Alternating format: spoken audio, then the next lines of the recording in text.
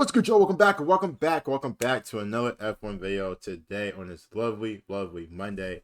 Now, you guys have probably been asking, Chaz, where the hell have I been at? No video since Thursday. You didn't give us an update. No heads up. What happened, bro? I wasn't really home all week, and I was honestly busy this whole week, and I was not at home. So that's my apologies about that. I know you guys have missed me. I miss you guys too. I always miss you guys and girls. But anyway, if you guys did not check out my last F1 video, F1 Icebergs, I suggest you guys check that out. It was crazy, absolutely crazy. I did see some of you guys, they want me to check out like another one. And then the only thing is, like with the icebergs is like they're longest, they're like an hour, like 2 hours long. But if you guys want to, kind of similar to what we did for like the Civil War, we can just break it up in parts. So we do like a 30-minute part, stuff like that.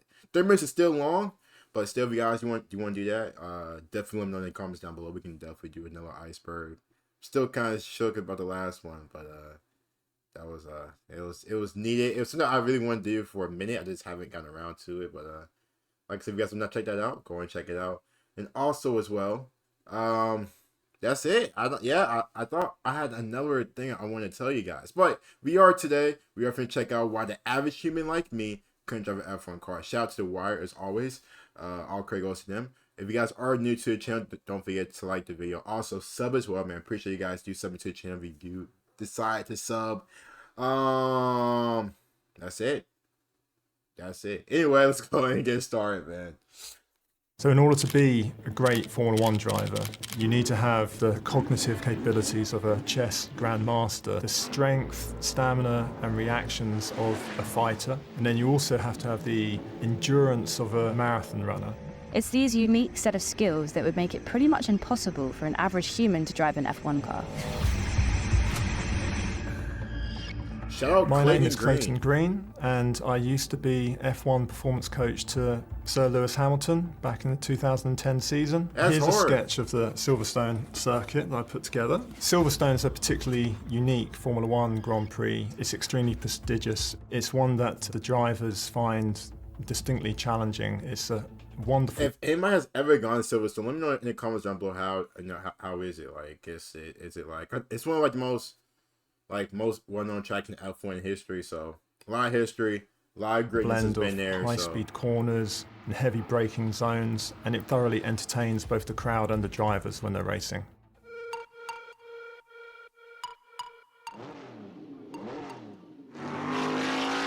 So Formula One drivers looking to get the quickest and best launch that they possibly can at the start of the race. The average reaction time for an F1 driver is normally around 200 milliseconds. Sprinters like Usain Bolt are only a fraction quicker, launching into a sprint roughly 160 milliseconds after the starting pistol. But your typical human being like you and me, we tend to be more around 500 to 600 milliseconds. F1 cars are so fast that just a 200 millisecond head start gives a driver a 10-meter lead.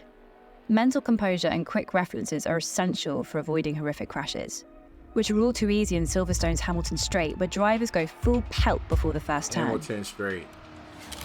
This is the point one driver was hurled upside down over the safety barriers last year when another car swerved towards him from the left. These are the kind of collisions you're constantly exposed to throughout Silverstone. And to avoid this, F1 drivers train up their reflexes by exercises like this, where they tap off as many lights as possible in 30 seconds. And F1 drivers are the best in the world at this exercise. The current world record is held by British driver Jenson Button, who was going so fast he was averaging 2 lights per second. Holy crap. So I think these 2 minutes in really tell us like how important it is to keep your eyes on the road. Like any look away, like I wouldn't even know why you even look away in general if it wasn't for like a incident or something like that, or just see who's next to you. But any like second of you like getting off task from the race, holy crap, it's not gonna be pretty. Which it shows how intelligent and how much it takes to be an F1 driver. Not just talking about like just the driver, just the, like you said, like just like the physical aspect of it. Like these guys have to are damn near like robots to a degree. Like, dude, holy crap, man, I didn't know that. Sheesh. Now, as our lap progresses, one of the bits that drivers most enjoy are the high-speed corners. And around Silverstone, we're looking at areas such as Maggots and Beckett's, where you're carrying immense speed, probably going at the full speed of the car, but doing still some small but dramatic changes in direction. Traditionally, most of the Formula One circuits tend to go around in a clockwise direction. If you're turning to the right, it means that the G-force is going to want to take your head off to the left. You have a force of the equivalent of like 40 kilos hitting you in the back of the head that literally wants to take your head clean off your shoulders, and you've got to resist that. This kind of force would make it impossible for the average person to support their own head, causing them to lose sight of the track ahead and inevitably crash. Lewis Hamilton and Fernando Alonso both have neck sizes of 18 inches. That's compared to 15 inches for the average man. And this kind of neck strength prevents serious injury. The pair had a near-fatal crash last year in the first lap of the Belgian Grand Prix, with Lewis Hamilton's car experiencing an immense 45 G of force. Hamilton's neck would have been hurled in several unpredictable directions as his car flipped. This is the kind of collision that would give the average person at best severe whiplash and at worst a fatal break.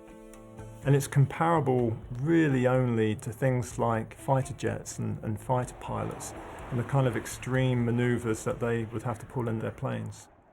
So you tell me these guys are driving, but like since the G-force wants them to like go forward, they have to like drive the car and basically force their whole body and neck back towards the back of the seat. Wow. Ooh, I tell you. Now this is an example. Oh, that's why they are doing that. It's worn, like so. You would have someone literally pulling a force against the driver's head, and they have to tense up to stop their head from being moved. So the neck musculature that the neck training is going to work on for the F1 driver, which are going to stop the head from being pulled forwards or sideways. Sternocleidomastoid, trapezius muscle, and they're going to really have to be very strong and very adaptive to generate these forces quickly and change.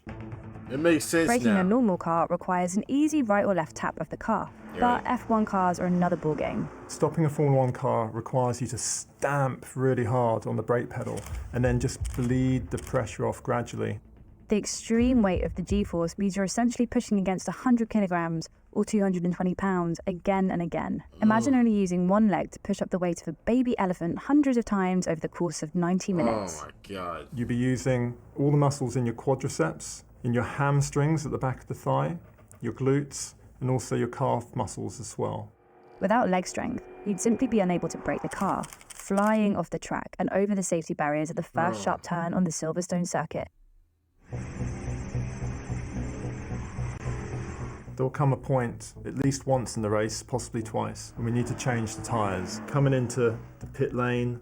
And how do drivers pick up the fact they need to change tyres? They use their inner ear balance, or vestibular function, to sense when their tyres have lost grip. You might rely on your inner ear balance to sense when you're going up or down on a lift, for example. Younger drivers like Lando Norris, who practice on eSport steering wheels, aren't as in tune with this as older drivers like Lewis Hamilton. Drivers such as Lewis Hamilton are particularly good at being able to pick up on those cues, and they'll be able to take you around that in-lap as quickly as possible and get you into Why do I feel like I just zoned out for like a bit? Yeah, it's crazy. So like to change the tires, it's a whole ear thing. So of course the team as well is telling you, but like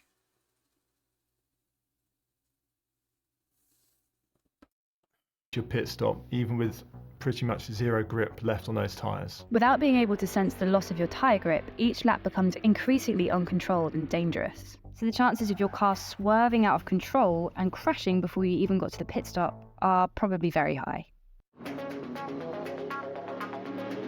As we get into the last quarter of the race, what starts to get you will be the temperature as it builds up in the body. It's hot. And the muscular and mental fatigue. Get hot. Formula One cockpit is quite a unique environment. Track temperature could easily be 50 degrees Celsius. The tyres, they tend to run at 100 degrees Celsius. The front brakes are running at 1,000 degrees Celsius. Oh my God! You've sweated so much at this point in time. You could easily have lost 3 to 5% of your body weight. Any losses of even 2% will start to have an impact on reaction times, decision making. Even those slight differences will make a big difference to your overall lap time and how you finish the race. This is an example of one overall that a driver might wear. The material is fireproof, so very thick and hot. In a cockpit that can reach up to 60 degrees, they need the cardio of an elite marathon runner to regulate their temperature. They need to have a really well-conditioned cardiovascular system, because their heart rate could easily be running at 170, 180 beats per minute for the entirety of a race. That'd be probably about 80% of most people's kind of maximum heart rate. Your elite marathon runners would be sustaining that kind of intensity for a 2-hour marathon. Being light and lean is essential for regulating heat. The average driver is less than 70 kilos or 150 pounds and has less than 12% body fat. A person weighing 90 kilos or 200 pounds with 20% body fat would struggle to deal with these harsh temperatures, losing focus and reaction speed in these final laps, ultimately making a controlled finish impossible. And it's a driver's physical... It's precise measurements, like you just have to fit in between, like the body weight, you know, your neck muscle, like your ear, I guess your ears, strength, whatever, stuff like that. It's a lot. It takes a toll on F1 drivers after every race. I think I mentioned this before, but I think that's why I appreciate them so much, because these guys are, like you said, like everything's hot, car's hot, brakes hot, you're hot, you know, sweating. Especially the Bahrain race. Was it Bahrain or was it Abu Dhabi? In which, you know, it was hot as shit. Hot as hell. Or Saudi Arabia. It was something like that, but I tell you. But very, very interesting. Very much needed. Some of you guys probably already knew this. That's what I needed to see it. I really couldn't believe it at first, but I'm like, Chaz, It shows me I can't. I ain't built for this. But like I said, let me just take over. Let me just have my own team enter F1 in a few years. Chaz Motorsports will be on the way. I ain't driving, but listen, the team is coming along. As always, hope you guys did enjoy the video. Don't forget to like and sub as well. Take care. Stay amazing. And as always, talk to you guys soon. Peace.